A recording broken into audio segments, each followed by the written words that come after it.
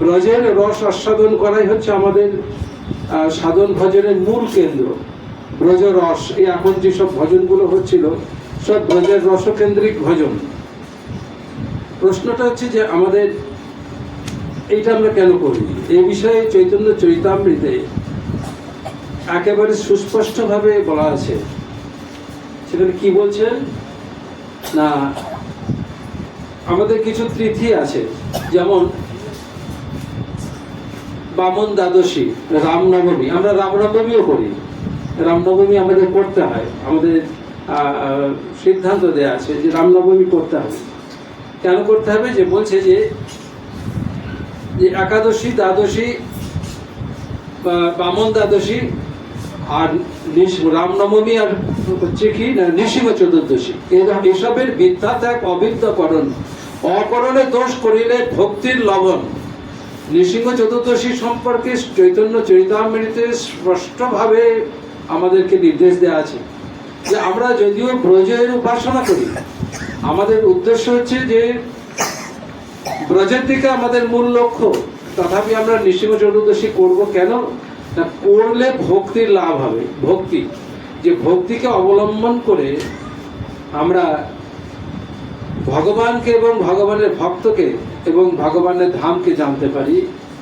সেই দুর্লভ যে ভক্তি, কেবলা ভক্তি, সেই কেবলা ভক্তি পেতে আমাদের সাহায্য করেন এই ব্রতগুলো। এই নৃসিংহ চতুর্দশী হচ্ছে তার মধ্যে একটি। আমাদের উদ্দেশ্য ভক্তি লাভ, আমাদের উদ্দেশ্য বৈকুণ্ঠ নয়, আমাদের উদ্দেশ্য হচ্ছে ভক্তিকে লাভ। যে ভক্তিকে অবলম্বন করে আমরা ব্রজের রসের ভিতরে ব্রজে প্রবেশ করতে পারবো, আমরা ব্রজে প্রবেশ করবার জন্য চেষ্টা করছি। শ্রীমদ্ ভাগবতমের সপ্তম স্কন্ধে আমরা এই নৃসিংহদেবের আবির্ভাব লীলা কথা, বড় বিচিত্র অদ্ভুত প্রহ্লাদ চরিত্র এবং নৃসিংহদেবের কথা আমরা ভালোভাবে আজকের আস্বাদন করার চেষ্টা করব। যুধিষ্ঠির মহারাজ যখন রাষ্ট্রযজ্ঞ করেছেন, আপনারা জানেন যে রাষ্ট্রযজ্ঞে সারা পৃথিবীর সমস্ত রাজারা সেখানে আমন্ত্রিত ছিলেন। ভগবান স্বয়ং নিজে ওখানে উপস্থিত আছেন। সেই রাষ্ট্রযজ্ঞে দম্ভস্মৎ যে তার পুত্র চেদিরাজ শিশুপাল, শিশুপাল সম্পর্কে কৃষ্ণের ভাই হন। এই শিশুপাল কৃষ্ণকে নিন্দা করতেন, শুধু নিন্দা করতেন না, চরম ভাবে নিন্দা করতেন। ছোটবেলা থেকেই কৃষ্ণ বিদ্বেষী ছিলেন, একদম ছোট থেকেই কৃষ্ণ বিদ্বেষী ছিলেন।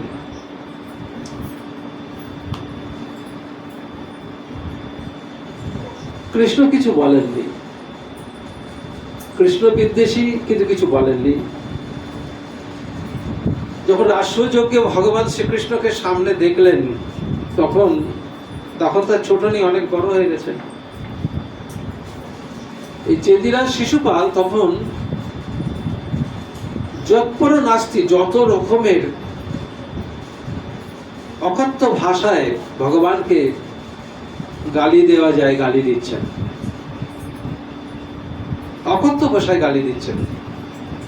ভগবান সতর্ক করছেন, শিশুপাল আমি তোমার মায়ের কাছে কিন্তু আমি বলেছিলাম যে তোমার অপরাধ যতই তুমি করো না কেন, তোমার 100টি অপরাধ পূর্ণ হলে তোমাকে কিন্তু আর জীবিত রাখবো না।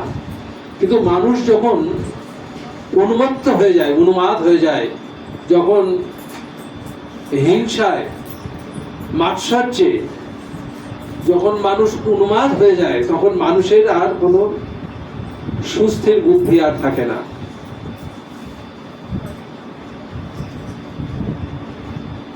বুদ্ধি তখন সঠিকভাবে কাজ করে না। যত কৃষ্ণ নিষেধ করছেন যে শিশুপাল তোমার কিন্তু লিমিট শেষ হয়ে যাচ্ছে, তোমার কিন্তু যে আমি নিয়ম কানুন বেঁধে দিয়েছিলাম তা কিন্তু তুমি লঙ্ঘন করে যাচ্ছ। কিন্তু শিশুপাল তো সেটা শুনবার নয়, একের পর এক অকথ্য ভাষায় গালি দিচ্ছেন।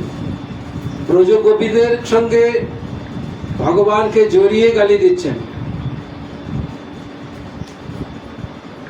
ঠিক সময়ে শিশুপালকে সুদর্শন চক্র দিয়ে তার মস্তকটাকে ছেদন করে দিলেন। এই যে শিশুপালকে বধ করলেন ভগবান, এবং তিনি যে বেঁধে দিলেন যে 100টা পর্যন্ত অপরাধ তোমাকে আমি ক্ষমা করব, এ থেকে একটা শিক্ষা পাওয়া যায় ভাগবতমে। এ থেকে কি শিক্ষা পাওয়া যায়? যে অপরাধ বা অত্যাচার বা অন্যায়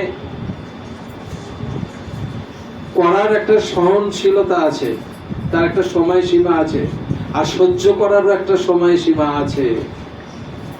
সেই সহ্যের বাইরে যখন চলে যায় তখনই কিন্তু সিদ্ধান্ত নিতে হয়। পাণ্ডবদেরকে যখন একের পর এক যখন পাণ্ডবদেরকে যখন কুরুপক্ষ তাদের ক্ষতি করছিল একের পর এক, তার পরিণতিতে শেষ পর্যন্ত কুরুক্ষেত্রের যুদ্ধ হয়েছিল। এই শিশুপালের মৃত্যুর পরে যুধিষ্ঠির মহারাজ ওখানে উপস্থিত নারদকে জিজ্ঞাসা করছেন, এই দেবর্ষি, আমার বড় আশ্চর্য লাগছে। বলছি, কি আশ্চর্য লাগছে? না, এই যে তুমি হে নারদজি, হে প্রভুজি, আমার খুব আশ্চর্য লাগছে। আশ্চর্যটা কি? না, আশ্চর্যটা হচ্ছে এই যে শিশুপাল ছোটবেলা থেকেই কৃষ্ণ বিদ্বেষী, এত অকথা কুকথা বলেছে কৃষ্ণের বিরুদ্ধে। এই যে কৃষ্ণ নিন্দা এত করার পরেও কেন জিহ্বা, এতদিন ধরে জিহ্বাটা তার ঠিক ছিল, এই জিহ্বাটা পক্ষাঘাতগ্রস্ত হলো না কেন? এই জিহ্বাটা খসে গেল না কেন? আমার বড় আশ্চর্য লাগছে। এই শিশুপাল ছোটবেলা থেকেই কৃষ্ণ নিন্দুক, এত কৃষ্ণ সম্পর্কে এত কটূক্তি করেছে, তা জীবটা কি করে থাকলো? চিত্রন জাত জিহ্বা, এই জীবে কেন পুষ্ট হলো না? এই জীবটা কেন খসে পড়ে গেল না? আমার পর আশ্চর্য লাগছে। কৃষ্ণ নিন্দা হলে এত। নারদজি হাসছেন, বলছেন যে, হে রাজন, আপনি ভালো করে শুনুন, নিন্দা দ্বারাও ভগবানের কৃপা লাভ করা যায়। হ্যাঁ, বলে নিন্দা দ্বারাও কৃপা লাভ করা যায়। বলে হ্যাঁ, নিন্দা করেও ভগবানকে কেউ যদি নিন্দাও করে, তাতেও ভগবানের কৃপা লাভ করা যায়। বলে শিশুপাল তার প্রমাণ। কারণ শিশুপালের শিরচ্ছেদন করার সঙ্গে সঙ্গে শিশুপালের যে আত্মাটি, সেটি ব্রহ্ম সাযুজ্য মুক্তি লাভ করেছে। এত বড় কৃপা করে দিয়েছেন ভগবান। নিন্দা করেছে, তার পুরস্কার দিয়েছেন ভগবান।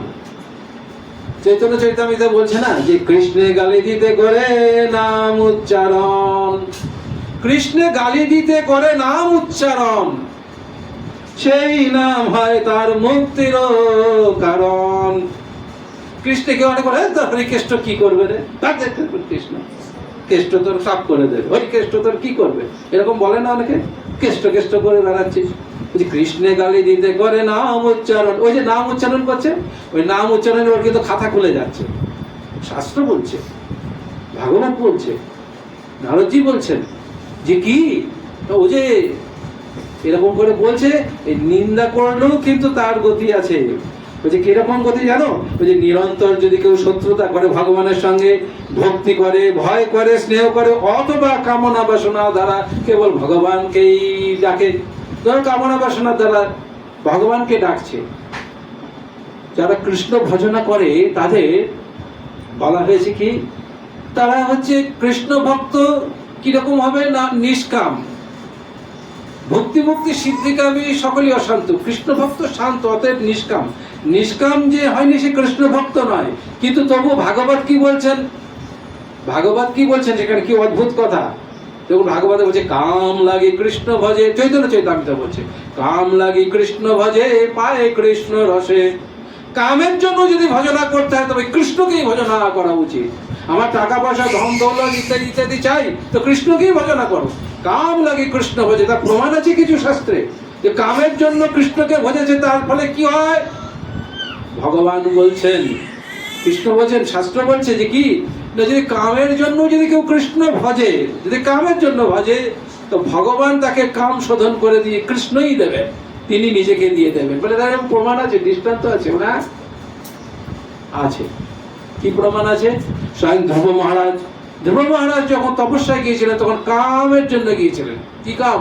না, আমি রাজ্য চাই, ধন চাই, দৌলত চাই, প্রাসাদ চাই, আমার বাবার ওই কোলটা চাই, আমার বিমাতা আমাকে অপমান করেছিল, আমার রাজ্য চাই। আমাকে বলেছিল, আমার বিমাতা বলেছিল যে তোকে যদি বাবার কোলে উঠতে হয় তাহলে আবার তোকে মৃত্যুবরণ করে তোকে আমার গর্ভে জন্ম নিয়ে তবে তোকে বাবার কোলে উঠতে পারবে। তাই ধ্রুব মহারাজ কি করলেন? তিনি এই বিমাতার প্রতিশোধ নেওয়ার জন্য সম্পূর্ণ জড় কামনা, বিমাতার প্রতি প্রতিশোধ নেওয়ার জন্য মধুবনে গিয়েছিলেন ব্রজে তপস্যা করবার জন্য। আর শেষে কি হলো? কাকে পেলেন? ভগবানকে, শ্রীহরিকে পেলেন। কামনা নিয়ে গিয়েছিলেন, পেলেন কাকে? ওই শ্রীহরির ভজনাই করেছিলেন কামনা নিয়ে। কিন্তু কি করলেন? যখন শ্রীহরি এসে বললেন তুমি রাজ্য নাও, তুমি রাজ্য পাঠ নাও, না না না, এসব আর চাই না প্রভু। বলে কেন? তুমি তো এই জন্যই তো এসেছিলে ভজনা করতে, তুমি এটা কেন নেবে না? বলছে না না, আমি আর ওসব চাই না, আমি কাজ খুঁজেছিলাম, এখন হিরে পেয়ে গেছি, আমার কাছের প্রয়োজন নেই, ওসব দরকার নেই। এরকম হচ্ছে কৃষ্ণ চরিত্র। তাই বলছেন যে যদি কেউ নিরন্তর শত্রুতা যদি করে, তাহলে ভগবানকে যদি এইভাবে স্মরণ করে তাহলে সে কিভাবে না তিনি ভগবানকে লাভ করবেন।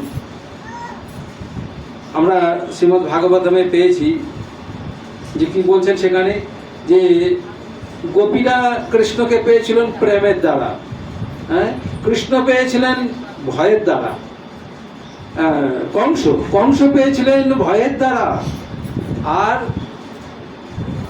বিষ্ণু বংশীয়রা যারা তারা পেয়েছিলেন সম্বন্ধ হেতু পেয়েছিলেন, পাণ্ডবেরা স্নেহ দ্বারা পেয়েছেন। তাই বলছেন কি, গোপ্পাহ কামাদ ভয়াত কংস।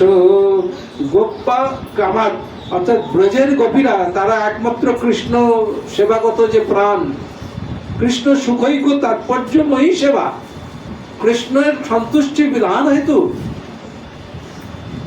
এই যে তাদের সব সময় প্রতিটা মুহূর্ত, প্রতিটা ক্ষণ পল বিপল ভগবান শ্রীকৃষ্ণের, তারা তো ভগবান রূপে তাকে সেবা করেন না, তাকে সম্পূর্ণ তাকে একজন প্রেমিক রূপে, প্রেম যে এই যে কৃষ্ণ সুখৈক তাৎপর্য কিরকম না, কৃষ্ণের সুখের জন্য যে কোনো কাজ করতে আমরা প্রস্তুত। ব্রজের যে ভাব যে কৃষ্ণ প্রীত হবে তো, কৃষ্ণ সন্তুষ্ট হবে তো। অর্জুন প্রশ্ন করেছেন কৃষ্ণকে, ব্রজের গোপীরা তো তারা দেখছি দর্পণের সামনে সুন্দর করে পরিপাটি করে সাজে, তারা তো খুব পরিপাটি করে সাজে, তারা সুন্দর করে বেনি টানে, তাদের যে ফুলের মালা জড়ায়, তারা টিপ পরে, অলংকার পরে, আবার ওই দর্পণের সামনে ঘুরে ফিরে নিজেদেরকে দেখে কতটা সুন্দর লাগছে। তাহলে তো এটা তো আত্মসেবা হলো। ব্রজের গোপীদের ভিতরে তারা যে কৃষ্ণ সুখৈক তাৎপর্যময়ী সেবা কোথায় হচ্ছে? তারা তো আত্মসুখী, তারা তো নিজেদেরকে সাজে এইভাবে, তারা নিজেদেরকে সাজায়, এত সুন্দর করে সাজায়। তা এই যে সাজে, এই সাজটা থেকে প্রমাণ হয় না যে ব্রজের গোপীরা তাদের সম্পূর্ণভাবে নিষ্কাম ছিল না। কৃষ্ণ হাসছেন, বলছে যে অর্জুন ওই যে সাজ সেটা কেন জানো? ওরা যে ঘুরে ফিরে দর্পণের সামনে নিজেকে দেখছে, ওরা কেন জানো? কারণ একটাই, ওরা দেখছে যে ওরা যে সেজেছে এই সাজে আমি সুখী হব কিনা, পরীক্ষা করছে যে আমার এই সাজটাতে কৃষ্ণ আনন্দ পাবে কিনা। কৃষ্ণর মনে কখনো নিরানন্দ আসবে না তো আমার এই সাজে। তো সুতরাং ব্রজের গোপীরাদের যে ভাব, তারা সম্পূর্ণ কৃষ্ণ সুখৈক তাৎপর্যময়ী ভাব, তারা কৃষ্ণের সুখ ছাড়া কিছু বোঝেন না। তাহলে এরকম ব্রজের গোপীরা তারা প্রেম হেতু, তারা হচ্ছে কৃষ্ণ কামনা হেতু, বলছে গোপ্য কামাত তারা ভজনা করেছেন। আর কংস কি জন্য ভজনা? কংসের ভজনাটা কেমন ছিল? কংসের ভজনাটা কিন্তু হচ্ছে এরকম প্রেমময় ছিল না, ভয়াত। কংস ভজনা করেছেন কিরকম? ভয়াত কংস। কংস ভয়ে ভজনা করেছে। ভয়ে ভজনা মানে কি? ভজনা মানে এরকমই, ভজনা করেনি, কৃষ্ণ স্মরণ হয়েছে খালি, এই বুঝি কৃষ্ণ এসে হত্যা করবে, এই বুঝে কৃষ্ণ এসে হত্যা করবে। তো এরকম যাদের ভাবনা হয় তারা হচ্ছে কি হয় না, তারাও ভগবানকে পায়। কংস পেয়েছিল, কিরকম ভাবে পেয়েছিল? না ওই ব্রহ্ম সাযুজ্য মুক্তি ভগবানের কাছে পেয়েছে না? ভক্তরা এরকম মুক্তি চান না যে তোমার হাতে যারা হত হয় তারা কোনো তপস্যা করতে লাগে না, বিনা তপস্যাতেই যারা তোমার শত্রুতা করে তারাও ব্রহ্ম সাযুজ্য মুক্তি পায়। আমরা এরকম ব্রহ্ম সাযুজ্য মুক্তি চাই না, আমরা তোমরা সেবা রসে নিযুক্ত হতে চাই। তোমার সেবা রস, তোমাকে নিত্য সেবাতে তোমাকে আমরা প্রসন্ন করে আমরা আনন্দ পাবো, এইটাই চাই।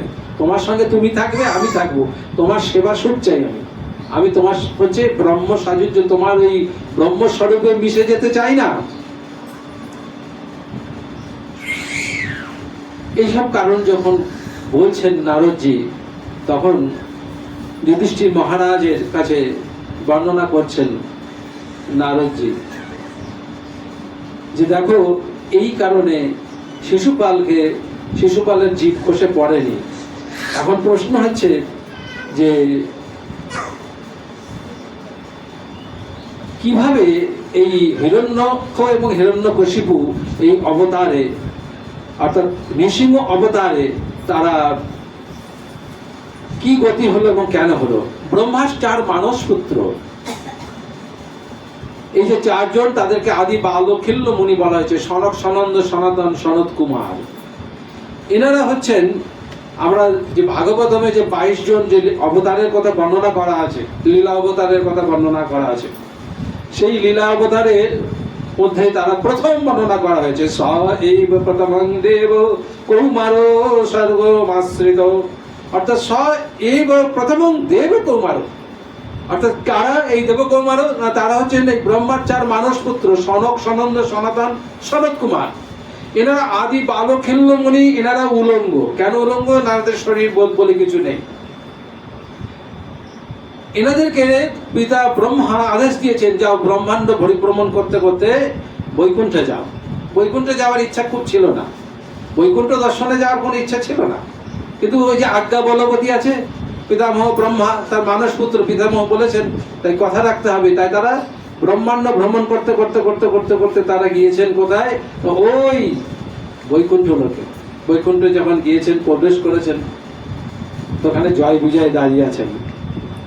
আর জয় বিজয় দাঁড়িয়ে আছেন, জয় বিজয় যখন দেখেছে, বলছি না কারা? 4টে এরকম বাচ্চা বাচ্চা উলঙ্গ ছেলে, এই ছোট ছোট বাচ্চা, 5 বছর বয়সের বাচ্চার মতো। বুঝতে পারিনি। বলছে যে এই তোমরা কারা? বলছে আমরা সনক, সনন্দ, সনাতন, সনত কুমার। বৈকুণ্ঠের দ্বার খুলে দাও। বলছে এই তোমাদের বৈকুণ্ঠে প্রবেশ নিষেধ। বলছে আমাদের বৈকুণ্ঠে প্রবেশ নিষেধ কেন? না, তোমরা হচ্ছে উলঙ্গ, এই অবস্থায় আমার প্রভুর ঘরে ঢুকতে দেব না। যখন এই কথা বলেছেন, তখন সনক, সনন্দ, সনাতন, সনত কুমার তার অত্যন্ত বিস্ফোরিত হয়ে গেছেন। বলছে আমার বৈকুণ্ঠ ভেদ বুদ্ধি, তোমাদের যখন ভেদ বুদ্ধি আছে, আমরা ওই সাপ দিচ্ছি, তোমরা যেখানে ভেদ বুদ্ধি বিচারের জায়গা, সেই মর্তলোকে তোমরা জন্মগ্রহণ করো। হ্যাঁ, যেই এরকম অভিশাপ দিয়ে দিয়েছে, অভিশাপ তো দিয়ে দিয়েছে, আর সঙ্গে সঙ্গে ভগবান বিষ্ণু তাড়া করে উঠেছে, তার ভক্ত জয় বিজয়কে অভিশাপ পাঠ করেছেন, ছুটে আসছেন। যখন ছুটে আসছেন, তো ওই বিষ্ণুর চরণে তুলসী নিবেদন করেছেন দশমী দেবী। সেই বিষ্ণু তখন এসে পৌঁছাননি, তার সেই তুলসীর ঘ্রাণ, সেই বৈকুণ্ঠের সেই তুলসীর ঘ্রাণ তখন বাহিত এসে সনক, সনন্দ, সনত কুমার, এই 4 জন, এরা ছিল আদি বালকিল্য ব্রহ্মজ্ঞানী ছিলেন। এরা হচ্ছে সাকারের বিশ্বাসী ছিলেন না, এরা নির্বিশেষ নিরাকার ব্রহ্মের এরা উপাসনা করতেন। ওরা ব্রহ্মজ্ঞানী ছিলেন, ব্রহ্ম ছাড়া কিছু বুঝতেন না। তখন ওইটা বুঝতে পেরেছেন, গন্ধ যখন নাকের ভিতরে গেছে, তুলসীর গন্ধ, সঙ্গে সঙ্গে তাদের ভিতরে ব্রহ্মজ্ঞান পালিয়ে গেছে, গিয়ে তখন ভক্তি উদয় হয়ে গেছে, ভিতরে ভক্তি উদয় হয়ে গেছে। যখন বিষ্ণু এসে গেছে, এই তুমি কি করেছো? আমার তুই হচ্ছে সেবককে তোমরা অভিশাপপাত করেছো।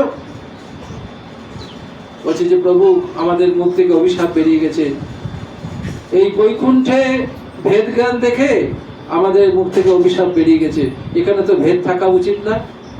বলছে সে বুঝেছি, কিন্তু তোমরা বড় লঘু পাবে, গুরুদণ্ড দিয়ে দিয়েছো তোমরা। বলছে প্রভু এখন কি হবে বলে, তোমাদের তো হচ্ছে মানে নরক গতি হবে। প্রভু নরক গতি হোক আর যে গতি হোক, এই তোমাকে যে দর্শন করেছি, এতদিন দর্শন করতে পারিনি। তোমার এই তুলসীর ঘ্রাণ আমাদের নাকের ভিতরে দিয়ে গিয়েছে। আমাদের সমস্ত ব্রহ্মজ্ঞান কোথায় গেছে আমরা আজ জানি না।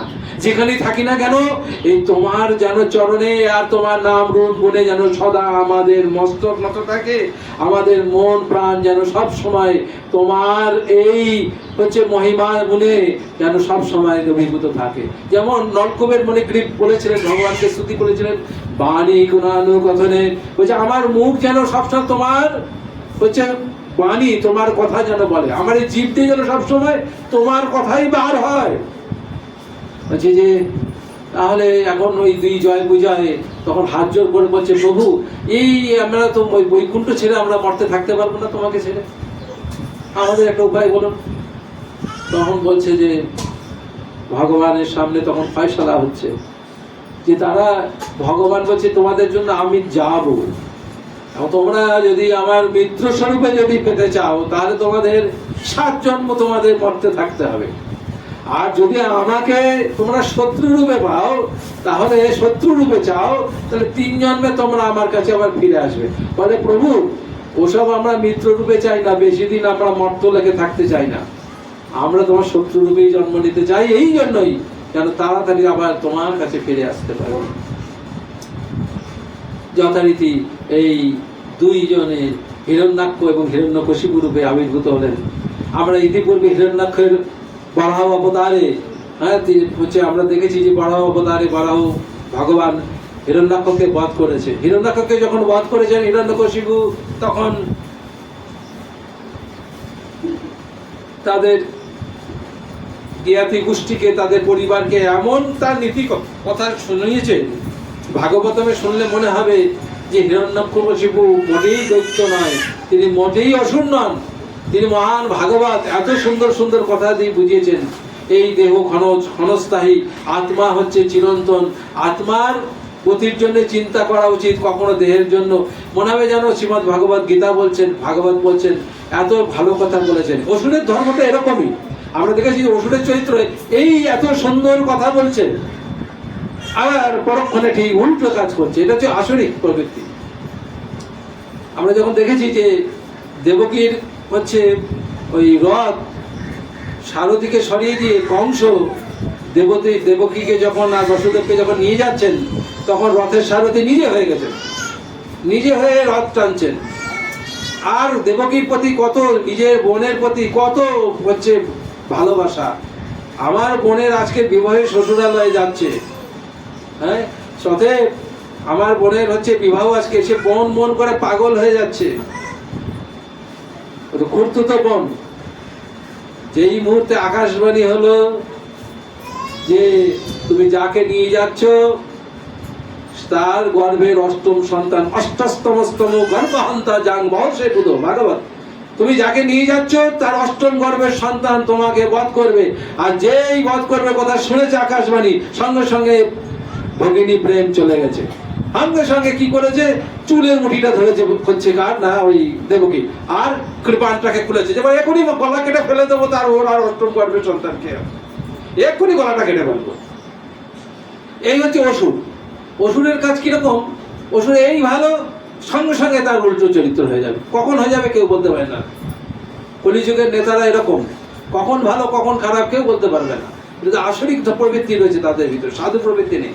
আবার আমরা যদি দেখি যে পরীক্ষিত মহারাজ যাকে ব্রহ্ম শাপ দিলেন, যে পরীক্ষিত মহারাজ যখন ব্রহ্ম শাপগ্রস্ত হলেন, বাড়িতে এসে যখন অনুশোচনা করছেন, উনি জানেন না ওনার ব্রহ্ম শাপ হয়েছে, আর ভাবছে যে আমি একটা খুব খারাপ কাজ করে এসেছি, আমি পাণ্ডব কুলোদ্ভব হয়ে এরকম একটা মানে আমরা এরকম একটা কাজ করেছি যে কাজ হচ্ছে পাণ্ডব কুলোদ্ভব হওয়া উচিত না, আমি পাণ্ডব কুলের কুলাঙ্গারের কাজ করেছি, এমন কাজ করা আমার কখনোই উচিত হয়নি। এরকম নিজের অনুশোচনায় দগ্ধীভূত হচ্ছেন। যখন গৌরমুখকে পাঠালেন ঋষি, শ্রমিক ঋষি, যে তোমার ব্রহ্মশাপ হয়েছে, তখন কিন্তু পরীক্ষিত মহারাজ সঙ্গে সঙ্গে কি করলেন, তিনি সঙ্গে সঙ্গে তিনি রাজ্যপাট পরিত্যাগ করে বেরিয়ে গেলেন। এই হচ্ছে সাধু। তিনি কিন্তু যখন পরীক্ষিত মহারাজকে সুখদেব গোস্বামী ভাগবত কথা শোনাতে শোনাতে বলছেন যে এখন আপনি চাইলে ব্রাহ্মণের অভিশাপ ব্যর্থ হয়ে যাবে আপনি যদি চান। বলছেন না, ব্রাহ্মণের অভিশাপ ফলবতী হোক। এই হচ্ছে সাধুজনের বিষয়, অসুর এরকম আচরণ করে না। তা এখন জয় বিজয়ে আমরা দেখলাম যে হিরণ্যকশিপু তিনি এসেছেন এবং তিনি কয়াযুগে বিবাহ করেছেন তার 4 পুত্র। এই 4 পুত্রের নাম হচ্ছে সংঘাত, তারপরে অনুল্লাদ, লাদ আর প্রহ্লাদ। প্রহ্লাদ হচ্ছে সবার ছোট। সংঘাত, অনুল্লাদ, লাদ, প্রহ্লাদ। এখন প্রহ্লাদ ছাড়া বাকি কাউকে নিয়ে কোনো সমস্যা নেই। প্রহ্লাদকে যথারীতি গুরুকুলে দেওয়া হয়েছে। এই গুরুকুলে যাকে দেওয়া হয়েছে সেই শুক্রাচার্যের গুরুকুল। শুক্রাচার্য হচ্ছে দৈত্য গুরু। তার 2 ছেলে, তার নাম ষণ্ড আর একজন নাম অমর্ক। এই ষণ্ড অমর্ক দুজন আছেন গুরুকুল চালাচ্ছে। সেখানে সমস্ত হাজার হাজার ওই দৈত্য শিশুরা, হ্যাঁ, তারা সমস্ত তারা পড়াশোনা করছেন। প্রহ্লাদও সেখানে আছেন, পড়াশোনা করছেন। তো পড়াশোনা করার পরে একদিন ষণ্ড অমর্ককে ডাক দিয়েছেন যে আপনারা আমার ছেলেকে নিয়ে আসুন, কি শিখলো আপনাদের কাছে একটু জানতে চাই, কি শিক্ষা নিল। বলছে হ্যাঁ হ্যাঁ হ্যাঁ, তাও তো আর জানে না। প্রহ্লাদকে নিয়ে এসেছে। নিয়ে আসার পরে প্রহ্লাদকে কোলে করে বসিয়েছে।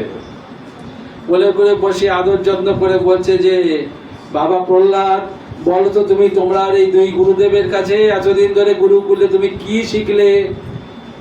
আর গুরুকুলের শিক্ষা দীক্ষা যেটা হচ্ছে সেটা হচ্ছে কি, তাই হিরণ্যকশিপু ভগবান, হিরণ্যকশিপুর জন্য পৃথিবী শস্য শ্যামলা, হিরণ্যকশিপু আছে বলেই সবাই বেঁচে আছে, হিরণ্যকশিপু হচ্ছে ভগবানেরও উপরে, হিরণ্যকশিপু হচ্ছে এই ব্রহ্মাণ্ডকে পরিচালনা করে, এই হিরণ্যকশিপু হচ্ছে শশা গড়া এই পৃথিবী এবং যত চন্দ্র সূর্য তারা আছে তারা হিরণ্যকশিপুর কথা মেনে চলে। হিরণ্যকশিপুর সময়ে আমরা দেখেছি ধরিত্রী অসুর, দানব, দৈত্য, অথচ এই দৈত্যের দাপাদাপিতেও ধরিত্রী সুজলা সফলা শস্য শ্যামলা। হ্যাঁ, কি সুন্দর ফসল হচ্ছে, সবকিছু ভালো হচ্ছে।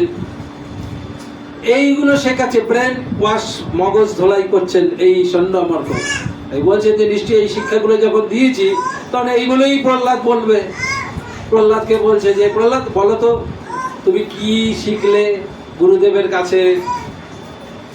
তো প্রহ্লাদ বলছে যে বাবা, অহং বুদ্ধি দ্বারা মানুষ সর্বদা উদ্বিগ্ন হয়। কি বলছে দেখুন, বলে অহং বুদ্ধি দ্বারা মানুষ সবসময় উদ্বিগ্ন হয়। এটা আত্মার একটা অধঃপতন, প্রহ্লাদ বলছেন। আর এই অধঃপতনের হাত থেকে মুক্তি যদি কেউ পেতে চায় তাহলে তাকে শ্রীহরির পূজা করতে হবে, শ্রীহরির শরণ নিতে হবে। কি বললো দেখুন, হ্যাঁ, কোথায় বলবে বাবা তুমি হচ্ছে ভগবান, তোমার জন্য আমরা বেঁচে আছি, তোমার জন্য জীব জগৎ বেঁচে আছে, তোমার জন্য পৃথিবী শস্য শ্যামলা, তোমার জন্য সবকিছু, দেবতারা তোমার কথা শুনে চলে। হ্যাঁ, দেবতাদের তো তাই করেছিল, রাবণ যেমন করেছিল এও করেছিল। তোমার হচ্ছে তোমার জন্য গ্রহ নক্ষত্র ঠিক ঠিক চলে, এসব তো বলছে না। বলছে যে এই যে অহং বুদ্ধি না, এটা বাবা হলো কি জানো, এটা হলো আত্মার পতন। আর এই পতন থেকে উদ্ধার পাওয়ার একটাই উপায় আছে। কলিযুগে যেমন আমরা সবাই প্রায় পতিত, মহাত্মা ব্যক্তিগণ ছাড়া। বলছি যে এই পতনের হাত থেকে রেহাই পাওয়ার একটাই উপায় আছে। বলে কি উপায়? সেটা হচ্ছে শ্রীহরির ভজনা করা। এই কথা শুনে হিরণ্যকশিপুর মাথায় কি হলো, বিনা বেগে বজ্রাঘাত। আর যে এই কথা বলেছে তখন ষণ্ড অমর্ক কাঁপছে। কি কথা বলছে, সব কথা তো আমি শেখাইনি। বলছে যে এইরকম চোখে তাকিয়েছে, বলে মহারাজ বিশ্বাস করুন আমরা এসব শেখাইনি, আমরা এসব শেখাইনি। তখন বলছে যে নিয়ে যাও ওকে, কি শিক্ষা দিচ্ছ, ভালো করে শিক্ষা দিয়ে ওকে বুঝিয়ে নিয়ে এসো। এরকম কথা বলছে কেন? হ্যাঁ মহারাজ, আর কখনো হবে না মহারাজ। কেন বলছে? খোঁজ নিয়ে দেখছি। নিয়ে চলে গেলেন, ভালো করে শিক্ষা টিক্ষা দিচ্ছে। বাবা প্রহ্লাদ এসব কথা বলো না, এ বিপজ্জনক কথা।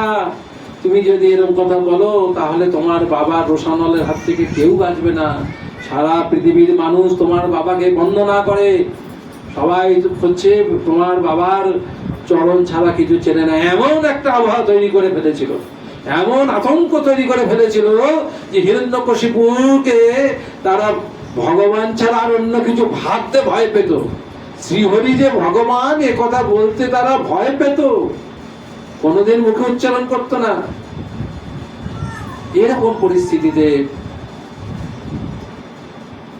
আবার একদিন কল করেছে যে ডেকে নিয়ে এসো আমার ছেলেকে, দেখি কেমন এবার শিক্ষা দিয়েছ। এখন ছেলেকে তো নিয়ে এসেছে, এমন নিয়ে আসার পর যে কোলে তুলেছে, বলছে যে বাবা প্রহ্লাদ তুমি কি শিখেছ বলো গুরুদেবের কাছে। গুরুদেব তো বসে আছে, যে খুব ভালো করে ওকে মাথায় ঢুকিয়েছে যেগুলো সেগুলি বলবে। তখন বলছে যে বাবা কি শিখেছি জানো, আমি যেটা শিখেছি সেটা হচ্ছে এই শ্রবণং কীর্তনং বিষ্ণু স্মরণং পাদ সেবনং অর্চনং বন্দনং দাস্যং সক্ষ্ম আত্ম নিবেদনম। বলছে শ্রবণং কীর্তনং, বলছে শ্রবণ কীর্তন নববিধা ভক্তির কথা বলছে। শ্রবণ কীর্তন স্মরণ বন্দন অর্চন, হ্যাঁ এইসব কথা বলছে। যে এইভাবে 8 ভাবে না বাবা ভগবান বিষ্ণুর অর্চন করা যায়। তুমি ভগবান বিষ্ণুর কথা শ্রবণ করো, ভগবানের কথা শ্রবণ করো, ভগবান বিষ্ণুর নামে কীর্তন করো, ভগবানের গুণ কীর্তন করো, শ্রবণ কীর্তন।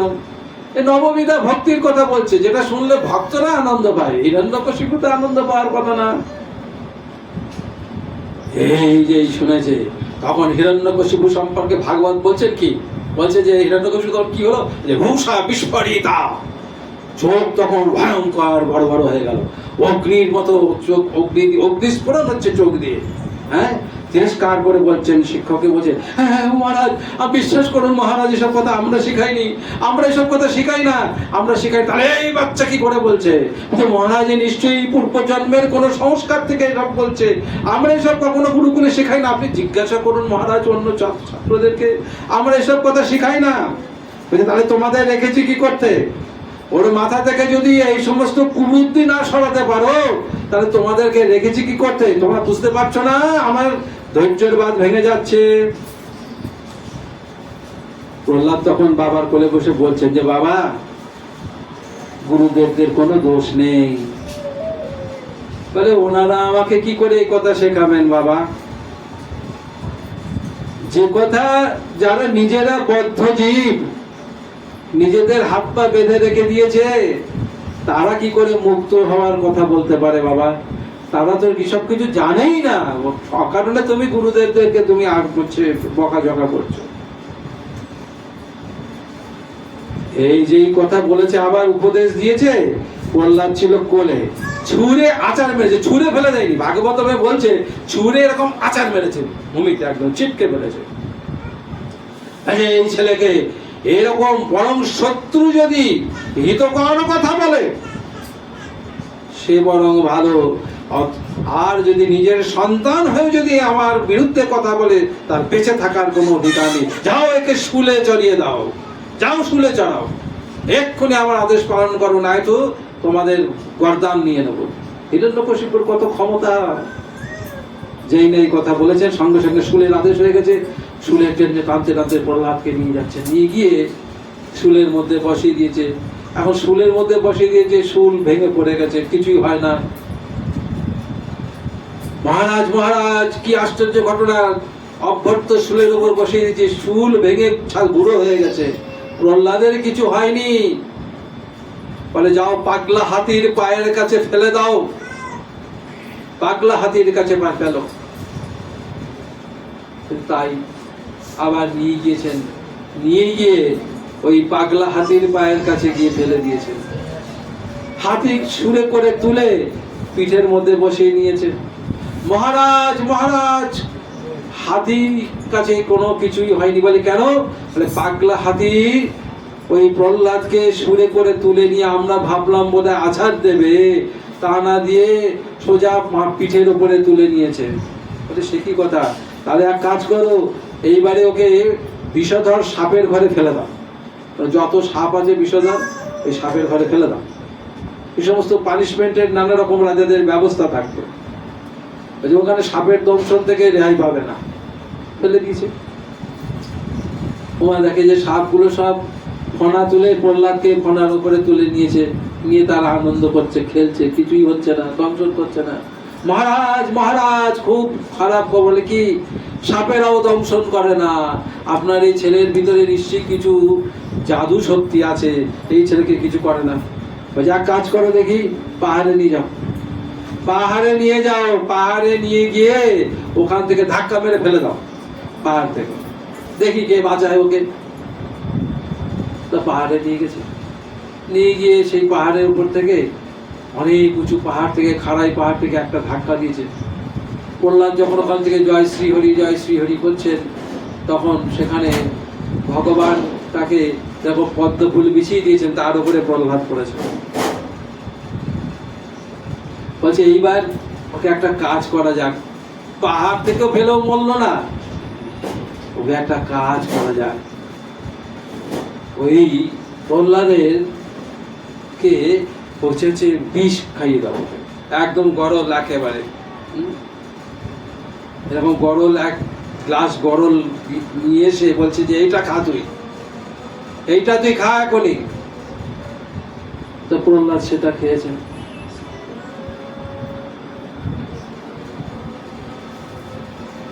অনেক জায়গা বলছে বিষ মাখানো অন্ন দিয়েছেন, মরে না।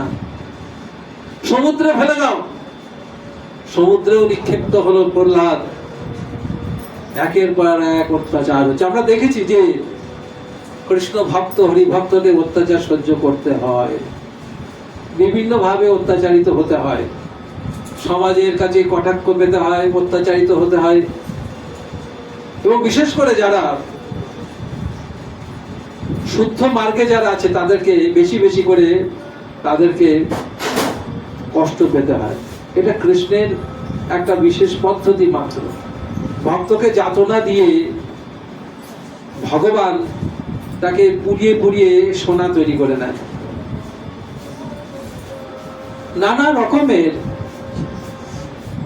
আমাদের ব্যবহারিক জীবনে আমরা দেখেছি যে আমাদের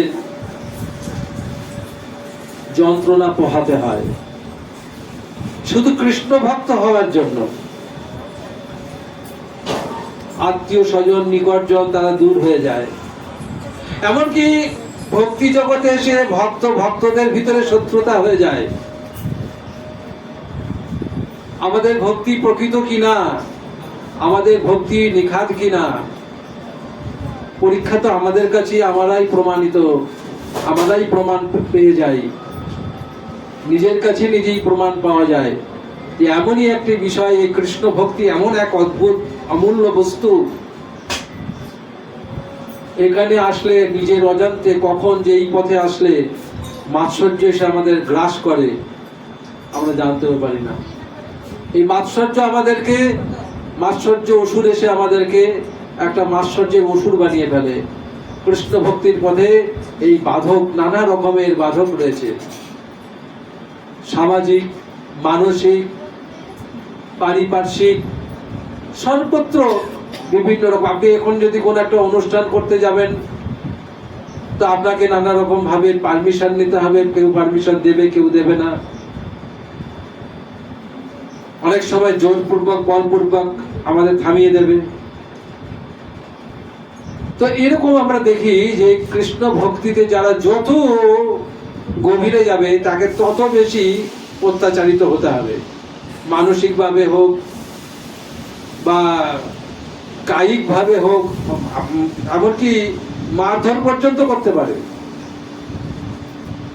খুন পর্যন্ত করে দিতে পারে। অনেক ভক্ত খুন পর্যন্ত হয়ে গেছে। এই হচ্ছে কৃষ্ণ ভক্তির পথে আসলে তাদের এই রকম পরিস্থিতি হয়। অতএব কৃষ্ণ ভক্তরা তারা কিন্তু কখনো শ্রীহরিকে ছাড়ে না। এই যে কৃষ্ণ ভক্তদের গুণ, আমি বলতে চাইছি এটাই যে কৃষ্ণ ভক্তরা তারা কৃষ্ণকে আশ্রয় করে সব সময় ওই যে নাম আশ্রয় করি থাকো তুমি আপন কাজে, অর্থাৎ নাম আশ্রয় করে তারা নিজেদেরকে সম্পূর্ণভাবে আত্মসমর্পিত হয়ে তারা আনন্দেই থাকে। ভক্তিপথে অনেক বিগতি আছে, নরোত্তম দাস ঠাকুরও বলেছেন ভক্তিপথে নানা রকম বিগতি আছে। তো এখন প্রহ্লাদ থেকে যদি আমরা দেখি যে প্রহ্লাদ হরিদাস ঠাকুর, তাকেও 22,000-এ প্রত্যাঘাত করা হয়েছিল। হরিদাস ঠাকুরকে বারবার নিষেধ করছেন ওই সুলতান যে তুমি যবন কোলে জন্মে তুমি কাফেরদের হরিনাম করতে পারবে না, তুমি কেন করো?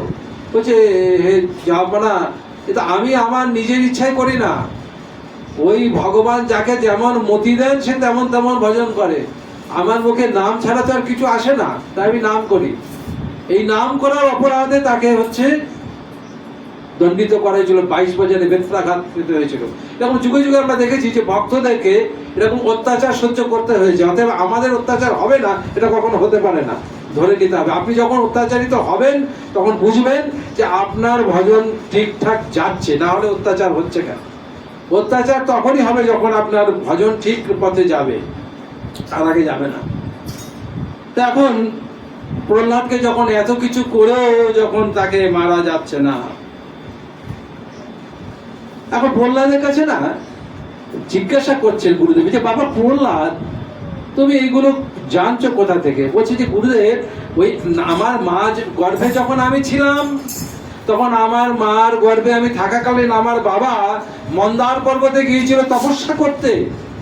সেই মন্দার পর্বতে 2 হাত তুলে ঊর্ধ্ব ভুজে ব্রহ্মার তপস্যা করছে অমর হওয়ার জন্য। দেব গন্ধর্ব কিন্নর যত উচ্চ আদি লোক দিন রাত কোনো মুহূর্তে কোনো সময়ের জন্য আমার মৃত্যু ঘটবে না, আমাকে কেউ মারতে পারবে না, এই বরের ইচ্ছাতে তপস্যা করছিল। সেই সময় আমার মাকে ইন্দ্র হরণ করে নিয়ে গেছিল এবং তিনি এইটা বুঝেছিলেন যে যেহেতু আমি হিরণ্যকশিপুর সন্তান, তো তারা ভেবেছিল যে এক দৈত্যের জন্য আমরা স্বর্গচ্যুত হয়ে গেছি, এবং তার গর্ভের সন্তান এসে যখন আরেক দৈত্য এসে যখন উৎপাত শুরু করবে তখন তো আমাদের আরো অবস্থা খারাপ হয়ে যাবে, তাহলে এখনই এই গর্ভের সন্তানকে মেরে দিতে হবে। এই মানুষে তারা আমার মাকে হরণ করে নিয়ে যাচ্ছিল ইন্দ্রদেব, যে একটি সুনির্দিষ্ট জায়গায় নিয়ে গিয়ে বলছে আমাকে তারা হত্যা করবে মায়ের গর্ভে। তখন নারদ মুনি এসে আমাকে রক্ষা করে বললেন যে হে ইন্দ্রদেব, আপনার কোনো ভয় নেই, হতে পারে না হিরণ্যকশিপুর সন্তান, কিন্তু এই যে সন্তান এই গর্ভে যিনি এসেছেন তিনি সাধারণ কোনো সন্তান না, বিষ্ণুর পরম ভক্ত একজন আসছেন, তিনি কখনো আপনাদের কখনো উদ্বেগের কারণ হবে না। এই কথায় আশ্বস্ত হয়ে ইন্দ্রদেব স্থান ত্যাগ করলেন। আর আমার মাকে এই নারদ মুনি তিনি ভাগবতী কথা শ্রবণ করাতে লাগলেন। আর আমি গর্ভে বসে এই ভাগবতী কথা শ্রবণ করেছি, করতে করতে করতে আমার এইরকম একটা মন তৈরি হয়ে গেছে, আমি সব সময় ওই শ্রীহরি ছাড়া আর কিছু ভাবতে পারি না। প্রহ্লাদের যারা সঙ্গী যারা ছিল বন্ধুরা, তারা বলছেন যে প্রহ্লাদ, তুই আমাদেরকে এই যে তুই বলিস না এটা কি করতে হয়, আমাদের কি করতে হবে, আমাদের গুরুদেবরা তো এটা বলে না। তখন বলছেন যে কি করতে হবে, তো তখন দৈত্য বালকদেরকে শিক্ষা দিচ্ছেন প্রহ্লাদ, দৈত্য বালকদেরকে যারা তারা সহপাঠী, তাদের বলছেন কৌমার আচরে প্রাজ্ঞবান ভগবদানিয় দুর্লভ মানুষং জন্ম তদপ্পম ধ্রুবম অর্থবম। এই যে মনুষ্য জীবন, এই যে কৌমার থেকে যখন ছোট বয়স তখন থেকেই কৌমার আচরে প্রাজ্ঞ, বলছে যে এই যে যখন ছোট বয়স তখন থেকেই এই ভক্তি জীবনের শিক্ষা গ্রহণ করা উচিত বা তাদের শিক্ষা দেওয়া উচিত। মা বাবা যদি আচরণ না করে তাদের সন্তান করতে পারবে না, এই জন্য মা বাবা দৃষ্টান্ত হলে সন্তানেরা করবে। আমাদের সন্তানদেরকে আমরা দৃষ্টান্ত হই না, তাদেরকে সেই শিক্ষা দেই না, এটাই সবচাইতে আমাদের সনাতন ধর্মের খুব বিপজ্জনক দিক। অর্থাৎ ছোট ছোট বাচ্চারা, তাদেরকে যদি আমরা সঠিকভাবে এই ছোট বয়স থেকেই, আমাদের দেখবেন অনেকে বলে যে তোমরা কেন এই বয়সে শিক্ষা দিতে শুরু করছো, ওকে বড় হতে দাও, এটা ঠিক কথা নয়। আমরা লেখাপড়া শেখাই ওই 3 বছর 5 বছর বয়স থেকে শুরু করি, কই বলি না তো যখন বড় হবে তখন লেখাপড়া শিখবে, তখন তো বলি না। হ্যাঁ, লেখাপড়া শেখার, কারণ আমরা জানি যে 60 বছর বয়সে যদি কেউ লেখাপড়া আঁকা শুরু করে তাহলে সে মূর্খই থেকে যাবে, সে নাম সই ছাড়া আর কিছু করতে পারবে না। তাহলে শিক্ষার একটা যেমন বয়স আছে, ভক্তিরও বয়স আছে। এই প্রহ্লাদ শিক্ষা থেকে এটা আমরা পাই যে কৌমার আচরিত প্রাজ্ঞ, অর্থাৎ কৌমার বয়স থেকেই এই শিক্ষা দান করা উচিত। ভগবতী শিক্ষা, সব শিক্ষার হচ্ছে শিরোমণি এই ভগবতী শিক্ষা, এই শিক্ষা দেওয়া উচিত। এই সতীর্থ বালক যারা, তাদেরকে এইভাবে শিক্ষা প্রদান করছেন। এখন প্রহ্লাদ তো শিক্ষা প্রদান করছেন, কিন্তু যে বাবা তিনি তো অন্য শিক্ষায় শিক্ষিত, তাই প্রহ্লাদকে ডেকে পাঠিয়েছে, ডাকো ওকে। ওকে যখন করছে এইভাবে ও বেঁচে যাচ্ছে, তার আজকের একটা হেনস্থা করে নেবো, এসপার ওসপার করে নেবো, দেখি ওকে কেন, কিভাবে ও বাঁচছে। প্রহ্লাদকে ডেকেছে, এই প্রহ্লাদ, তোকে এত কিছু করা হলো কিন্তু তোর মৃত্যু হলো না, তুই বল তোকে কে রক্ষা করছে, তুই কিভাবে রক্ষা পাচ্ছিস? বলছে, বাবা কার রক্ষা পাচ্ছি? ওই যে সর্বশক্তিমান সেই শ্রীহরি, হ্যাঁ, যে সর্বশক্তিমান শ্রীহরি, ওই তার হচ্ছে দ্বারা আমি সুরক্ষিত আছি। কেন জানো? ওই শ্রীহরি কত শক্তিমান। বলছে যে আমার শ্রীহরি কেমন শক্তিমান বাবা? এই যে তোমার শরীরে যে যত বল আছে, তোমার শরীরে যত বল আছে, সেই বলের উৎস হচ্ছেন উনি। ওনার বল পেয়েই তুমি বলিয়ান হয়েছ। বুঝুন, যে বলে আমি ভগবান, তাকে বলছে তোমার শরীরে যে বল, এই বলটা হচ্ছে শ্রীহরির দেয়া বল। গীতায় বলছে না, বলং বলবতা চ অহম। ভগবান বলছেন যে বলবানের বল যেটা, সেটা হচ্ছে আমি। হ্যাঁ, বলবানের বল হচ্ছে আমি। তখন বলছেন যে তোর শ্রীহরি তোকে, তখন তো একেবারে কাঁপছে হিরণ্যকশিপু। বলছে যে তোর শ্রীহরি কোথায়, তোর শ্রীহরি থাকে কোথায়, তাকে বল তোর শ্রীহরি থাকে কোথায়। তখন রাগে উন্মত্ত হয়ে গেছে, সম্মানে লাগছে, চারিদিকে তার সমস্ত সৈন্য সামন্ত সবকিছু রয়েছে, তারা প্রত্যেকে দেখছে যে হিরণ্যকশিপু তার ছেলের কাছে, একটা ছোট বাচ্চা শিশুর কাছে হেনস্থা হচ্ছে। এত কিছু করেও হিরণ্যকশিপু দেবতাদের বন্দী করে দিতে পারলো, হ্যাঁ, যার কথাতে ধরিত্রী দেবী ভয়ে শস্য শ্যামলা করে রেখে দিয়েছে, সমুদ্রকে যে কমান্ড করে, সেই হিরণ্যকশিপুর হচ্ছে যখন এরকম কথা বলছে যে তোমার শরীরের বলের উৎস শ্রীহরি, তার মানে কতটা হচ্ছে অপমানজনক শব্দ। তোর শ্রীহরি কোথায়, তোর শ্রীহরি কোথায় বল? শ্রীহরি তো সব জায়গায়। কোথায় না বাবা, সব জায়গায়, এমনকি তোমার ভিতরেও সব জায়গায় শ্রীহরি। বলছে যে তোর শ্রীহরি সব জায়গায়? বলে হ্যাঁ। বলছে এই যে স্তম্ভটা আছে এর মধ্যে আছে? বলে হ্যাঁ। বলে এই তো দেখতে পাচ্ছি আমি। বলে তুই দেখতে পাচ্ছি? বলে হ্যাঁ। কাশই যদি সর্বত্র কস্মাৎ স্তম্ভেন দৃশ্যতে, কোথায় সে? যদি সে সর্বত্র হবে, তাকে কেন দেখতে পাচ্ছি না? প্রহ্লাদ বলছে দৃশ্যতে। দেখি বলছে ওই তো দেখতে পাচ্ছি আমি, দৃশ্যতে। বলে কবে রে?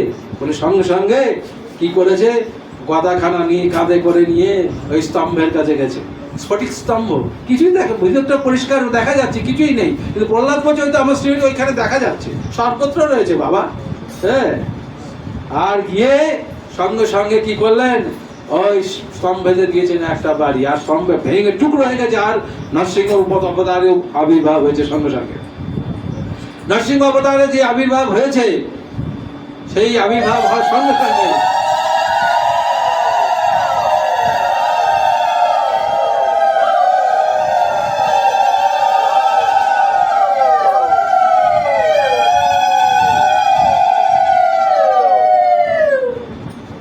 বলছে এই তোর ভগবান।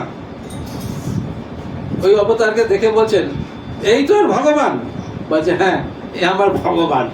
বলছে যে আমি একে এক করে সংহার করব। কিরকম আসরিক বুদ্ধি! বলে হিরণ্যকশিপুকে কি বলেছে, তা আক্রমণ করেছেন। যে আক্রমণ করেছেন, ঠিক যেমন একটা ছোটখাটো মক্ষিকাকে যেমন একটা শিশু ধরতে পারে, ওইরকম করে ধরে নিয়ে হচ্ছে হিরণ্যকশিপুকে নিয়ে আস্তে আস্তে সোজা আক্রমণ করার সঙ্গে সঙ্গে এক ধরেছেন, ধরে পুরো ওই চৌকাঠের কাছে নিয়ে এসেছেন। দেখো হিরণ্যকশিপু, তোমাকে আমি হত্যা করবো এখনই। হিরণ্যকশিপুর বল সেখানে আর কোনো কাজ করছে না, একদম অসহায় হয়ে চেয়ে দেখছেন। তোমাকে আমি এখনই বধ করব। তুমি ব্রহ্মার কাছে চালাকি করে যে বর নিয়েছিলে, প্রত্যেকটা শর্তকে আমি মেনে তোমাকে হত্যা করব। তুমি ব্রহ্মার কাছে বলেছিলে যে কোনো পশু দ্বারা আমি হত হব না। আমি প্রকৃত অর্থে কোনো পশু নেই, কোনো নরের হাতে আমি কখনো হত্যা হতে হব না। আমি দেখো নর নই, আমি নরসিংহ। মানুষ আর পশুর হচ্ছে মিলন। তোমার শর্ত পরিপূর্ণ করা হচ্ছে। তুমি বলেছো দিনে এবং রাত্রে কেউ আমাকে বধ করতে পারবে না। এখন সন্ধিস্থল, এখন সন্ধ্যা, দিনও নয় রাতও নয়। তোমার প্রত্যেকটা চালাকির অজুহাতকে, শর্তকে আমি পূর্ণ করে তোমাকে হত্যা করব। তুমি বলেছো কি কোন অস্ত্রের দ্বারা আমাকে হত্যা করা যাবে না। তোমাকে আমি অস্ত্রের দ্বারা হত্যা করব না। আমি আমার নখাস্ত্র দিয়ে, নখ দিয়ে তোমাকে বিদীর্ণ করে দেবো। নখ দিয়ে তোমাকে তোমার দর্প চূর্ণ করবো। হ্যাঁ, তুমি যা যা চেয়েছো তাই হবে। হিরণ্যকশিপুকে প্রত্যেকটা শর্তের কথা স্মরণ করেছে, তুমি এইভাবে বর চেয়েছো না বলে। তখন হিরণ্যকশিপুর এত ভয়ঙ্কর রূপ ধারণ করেছে নৃসিংহদেব ভগবান। তখন মেদিনী প্রকম্পিত হচ্ছে, ঝড় উঠেছে, বিদ্যুৎ চমকাচ্ছে, বজ্রপাত হচ্ছে, এক ভয়ঙ্কর মনে হচ্ছে এই ব্রহ্মাণ্ড প্রলয় হয়ে যাবে। ভগবান নৃসিংহদেবের তার পদচারণাতে নিয়ে কি করলেন না, হিরণ্যকশিপুর উদর বিধারণ করে দিলেন, একদম চিরে দিলেন পেটটাকে। আর পেটের থেকে নাড়ি বুড়ি ছিঁড়ে এসে মানে ভগবান নরসিংহদেবের গলার ভিতরে হচ্ছে পুরো জড়িয়ে গেছে একদম। একদম হিরণ্যকশিপুর শেষ। আর গর্জন করছে, চোখ দিয়ে মুখ দিয়ে অগ্নিস্ফুরণ হচ্ছে। ভাগবতমে বর্ণনা করা হয়েছে, মুখ দিয়ে অগ্নি বেরোচ্ছে, অগ্নিস্ফুরণ। মানে এরকম যখন অবস্থা হচ্ছে, যখন অবতীর্ণ হয়েছে, যখন দেবতারা সময় হচ্ছে, তারা সব প্রকম্পিত হয়ে গেছে যে, এবং ভগবান নরসিংহদেবকে শান্ত করা যাচ্ছে না, কিছুতেই তাকে শান্ত করা যাচ্ছে না। এরকম হিরণ্যকশিপু বধ হয়েছেন। দেবতারা দর্শন করে তারা আনন্দ করছেন। ওদিকে স্বর্গে দুন্দুভি বাজছে, ওদিকে তারা গন্ধর্বরা তারা স্বস্তি পেয়েছে, তারা নৃত্য করছেন, উপর থেকে পুষ্প বৃষ্টি হচ্ছে।